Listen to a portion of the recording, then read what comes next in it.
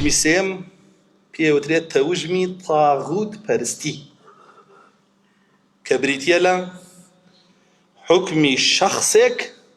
یا سیستمێک خۆی بە تەنیا دای ئەڕێژێ بۆ تۆ کە ئەمیش هەر داخلی دیموکراسیەکە بێتەوە بەڵام تۆزێ ترشخویان پێوە کردووە و کۆمەڵێ ئەحادیثی ڕەسوڵ اللهیان صلی الله عليه وسلم پیا هەڵواسیوە کە تۆ شەخصێک قانونێکی فەڕەنسی و ئەوروپی و ئینگلیزی بۆ هێناوی ئەمریکی بۆ هێناوی بەسەر تا پەیڕەوی ئەکا تۆش ئەچی قبوڵی ئەەکەی لێی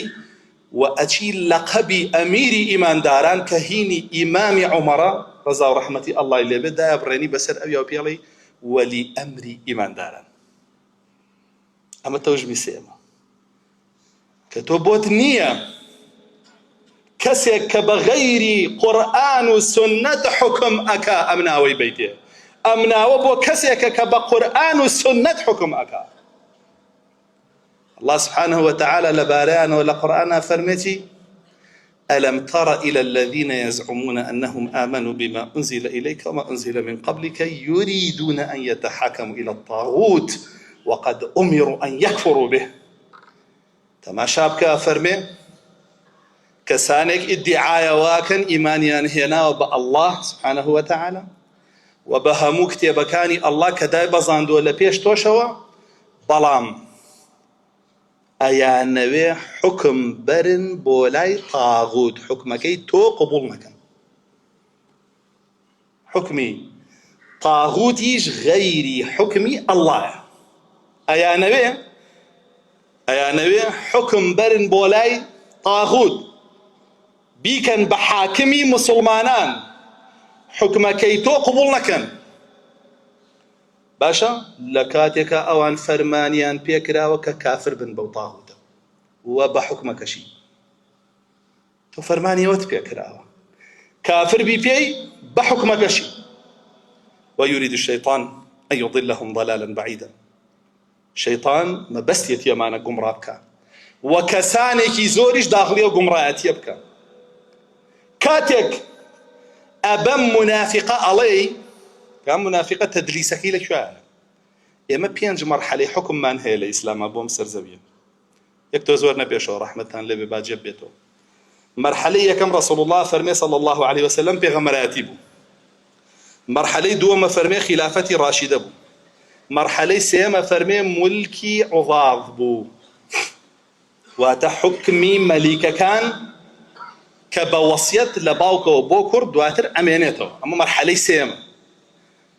مرحلەی چوارەم حکمی جەبریە واتە حکمی کوفری بە زۆر بەسەرداناسە پێندێت کە ئەوە 150 ساڵە دەسی پێ کردووە لە دوای ڕوخانی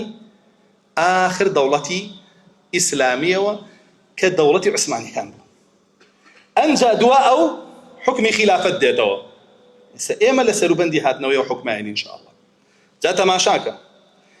ئەم حکمە جەبریە کە کوفر چەسپاندوێتی بەسەرمانە حکمی پێش ئەویش کە مەلیکەکان بە قورئان و سنەت ئەیان کردو هەڵەیان هەبوو کۆمەڵی حەدیث هاتووە لەبارەیەوە کە پێت ئەڵێ ئەو مەلیکانە کە پێیان ئەوترا مولکی عوضاض بە قورئان و حەدیث ئیشیانە کرد هەرچەندە هەڵەیان هەبوو بێ کەم و کوڕیان هەبوو بێ تۆ ئەبێ لە فەرمانیان دەرنەچی و بە کار بەدەستی خۆتیان بزانی ئەم حەدیثانە هەمووی بۆ مەرحەلەیە کە درێژترین مەرحەلەی تەمەنی حکمی ئیسلامیش بوو ئەو حەدیثانە لەو مەرحەلەیە دەرەهێنن بۆ ئەم مەرحەلەیەی حکمی تاغوت بەکارهێنن حکمی جەبری تەدلیس و نیفاقەکەیان ئەلەویایە خەڵک گومڕاکەن خۆی مەکێشەمان نییە لەگەڵ حەدیثەکانەوەی ڕاستە بەڵام بۆ کێیە بۆ حاکمێکی مسلمان کە بە ئیسلام حکمەکا و لادانی هەیە کوفر و شرکی نییە ئەوەی هێنێ بۆ حاکمێکی کافر کە کوفر و شیرکی هەیە بۆ ئەو دابەزێنێ ئەو فەرمودانە ئەو جیاوازیەکەیە بۆیە ئەگەر لەم ئاخر زەمانەیە ئاگاداری دینەکەت نەبی یەکێ لەو سێ تەوژمات بە لەگەڵ یەکێکانە ڕۆی یا لەگەڵ گۆڕ پەرستەکانە ڕۆی یا لەگەڵ دیموکراسی خوازەکانە ڕۆی یا لەگەڵ تاغوت پەرستەکانە ڕۆی واجبە لەسەر هەموو مسلمانی ئاگاداری و سێ ڕێژکەی بێ و بەری بێ لێی بە هەموو شێوەیە ئەمە وا لە تۆ ئەکا عەبدی ڕەحمان نەمێنی ببیدە عەبدی تەواغیت قبر و شێخ و دار و بەرد و پەڕۆ و ببیتە عەبدی دیموکراسیەتەوە و دینە پەیڕەوکی.